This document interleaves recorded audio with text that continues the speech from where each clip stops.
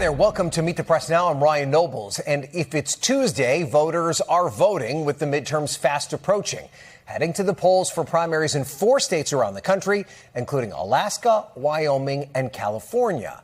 But all eyes are on Florida, and the potential impact of the state's mid-decade redistricting after the Republican-led state legislature redrew the state's congressional maps earlier this year in an effort to help Republicans hold on to control of the House. Tonight, we'll be keeping our eye on the matchups in 7 key battleground districts as Republicans hope to net as many as 4 seats. Campaigning yesterday in Virginia, Speaker of the House Mike Johnson sounding confident that he'll still be leading the chamber next year, despite the growing political headwinds facing his party. It's a fascinating thing to see the Democrat Party. They're in the midst of now an open civil war, truly. They don't know who they stand, what they stand for, who stands with them. They don't have a leader. They're kind of a rudderless ship. The Republicans represent what we have shown. This isn't just words. This is action. We have cut taxes. We have cut regulations. We have broadened the pathway out of poverty for more people. We put the economic conditions in place for more jobs and higher wages and all of this. And that's what you're going to continue to see, doubling down on that and making sure that we bring down the cost of living for every American. Now, we're also tracking some statewide races in Florida, including for governor and Senate. But perhaps the biggest Senate race tonight is happening all the way across the country in Alaska, where not one but 2 Dan Sullivans are competing in the very crowded all-party primary. The entry of a similarly named challenger to incumbent Senator Dan Sullivan has sparked a legal battle and accusations of Democratic interference. But ultimately, a second Sullivan is on the ballot. The top 4 finishers will advance to the general election, with Democrats hoping former Congresswoman Mary Peltola could flip the seat and potentially help them flip the Senate. Bolstering Democratic hopes to regain the majority in both chambers are the significant political headwinds facing the president and his party. A new Reuters Ipsos poll found the president's approval rating has fallen to the lowest point of his presidency to just 33%.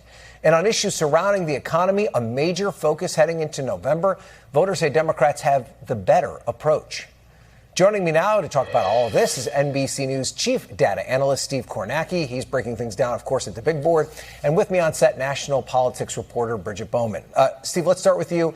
We talked about this redistricting. It's really scrambled the map in Florida. What are you going to be watching for tonight? Yeah, let's take you through. There's really 4 districts, as you say there, that Democrats now have that Republicans through this redistricting are targeting and trying to flip. You're looking here at the Republican governor's race. Byron Donalds favored certainly coming in tonight. We'll see what happens. But let's go through those districts here. First of all, start in the 9th congressional district. And you can see this one changed a lot. This used to be a district that was heavily concentrated in Osceola County, Southern Orange County, large Hispanic, large Puerto Rican population. And you can see here geographically now a much more expansive district. A lot of Republican areas there in sort of heartland Florida have been added to the district. The embattled Democratic incumbent here is Darren Soto. He's not facing a challenge in the primary. This Republican primary is going to determine his opponent. But just give you a sense here of what this district, I apologize, these are the old numbers here. I didn't mean to put those up. But this district now under these new lines would be a very strongly pro-Trump district. So Soto running uphill in a redrawn district there in the 9th. Also go to the 14th district here. Again, the Democratic incumbent, long-serving Kathy Castor. She's been there 20 years. It's a family name. The Castor name there in that Hillsborough County area is a very well-known one. Her mother was a politician as well, nearly got elected to the United States Senate. But again, this district changed. What happened here was heavily Democratic parts of the city of St. Petersburg were taken out. And again, this district, as it's now made up, would have voted for Trump by a solid margin here. And you can see this is the field of Republicans who have entered this race. Beltran and Steele seem to be the 2 who maybe have separated themselves. Again, we'll see what happens. But 2 Democratic incumbents there running very uphill battles. If you take a look here at the 22nd district, again, this was totally transformed.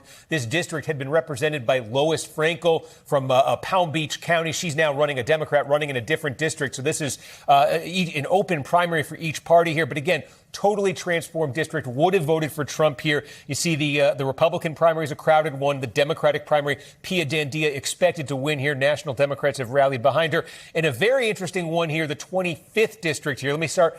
Jared Moskowitz, an incumbent here. Now, again, the line scrambled so much in South Florida, so he's actually kind of moved to this district to run right here. He's got to get by a challenge in today's primary. This is a DSA challenger. We've seen these candidacies take flight in some other parts of the country. This would be sort of an unlikely place here in South Florida. This district, it's a quarter Jewish. It has a lot of Cuban expats in it, first, second generation Cuban Americans who fled socialism, fled communism. So we'll see if the DSA can get any traction in a place like this. But Moskowitz then, again, will have to run. We'll see who his Republican opponent is here. You look at the primary right here. But again, a district redrawn. All four of the districts I just showed you would have voted for Donald Trump by somewhere between 9 and 17 points under their new lines back in 2024. Some very dramatic changes there. Okay. And we're also watching a special election in California. Tell us about that. Yeah, so take a look here, the 14th District of California. Remember, California, they had their primary before, they had their special election primary before. The top two advance. It's two Democrats, Aisha Wahab, Melissa Hernandez.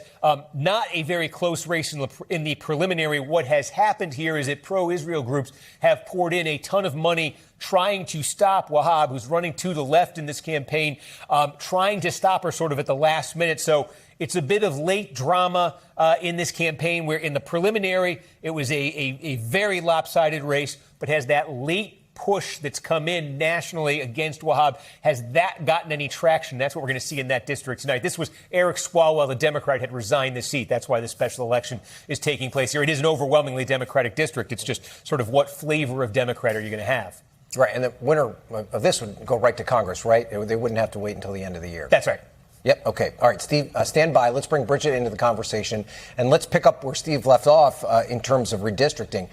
How key is Florida to any hope so that Republicans have of maintaining their majority? Yeah, it is really important because it could help Republicans stem some losses in other places. Remember, Democrats only need a net gain of 3 seats to take back the House. So if Republicans have big advantages in 4 new seats in Florida, that could help cancel out losses elsewhere in other parts of the country as well. Does it seem, though, that no matter what the political environment is like, that it's going to be difficult for either party to build a sizable majority? We're talking 20-plus seats. Does that seem almost impossible? It does seem really difficult. That's because redistricting has kind of shrunk the number of competitive seats, along with just how polarized we are. There's fewer and fewer swingy seats nowadays, especially when you look at compared to the 2018 election, when the last big wave year that we saw in the House, there were around 100 competitive districts at this point. It's around 70 right now. And also in 2018, it was a lot more lopsided. There were way more Republicans. Almost all Republicans were defending competitive seats.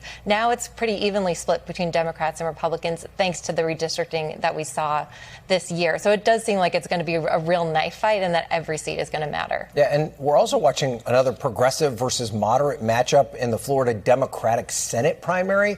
Florida is a lot redder than some of the other states that this fight is played out in.